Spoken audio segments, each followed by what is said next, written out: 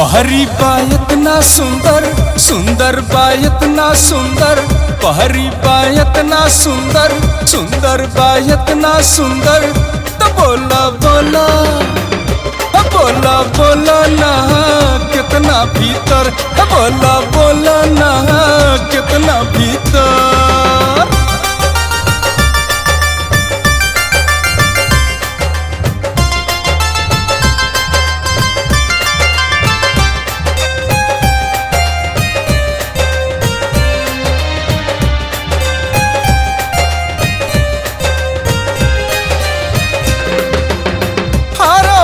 फहरल जैसे साग हखे सार के बोला ता खोटली का महुल सार के हरा भरा फहरल जैसे साग हखे सार के बोला ता खोटली का महुल सार के।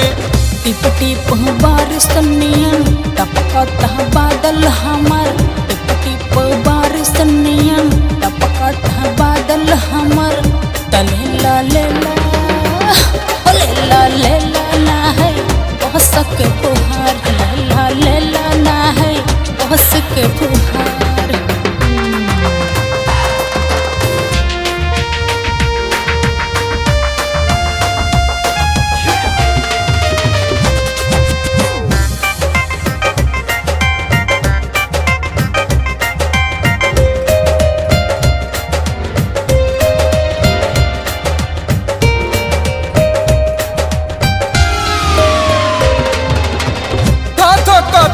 गिया में दिलावा के जार के मन करता ये रानी देख ली उधार के।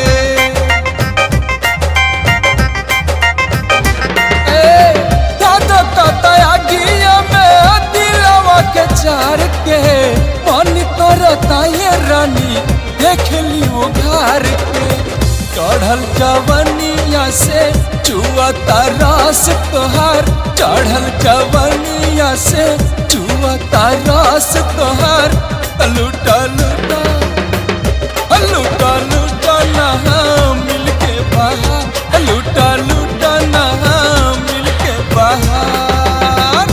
पहरी बायत ना सुंदर सुंदर बायत ना सुंदर पहरी बायत ना सुंदर सुंदर बायत ना सुंदर तो बोला बोला बोला बोला ना कितना भीतर लूटा लूटा ना लूटा लहर बोला बोला ना कितना भीतर लूटा लूटा ना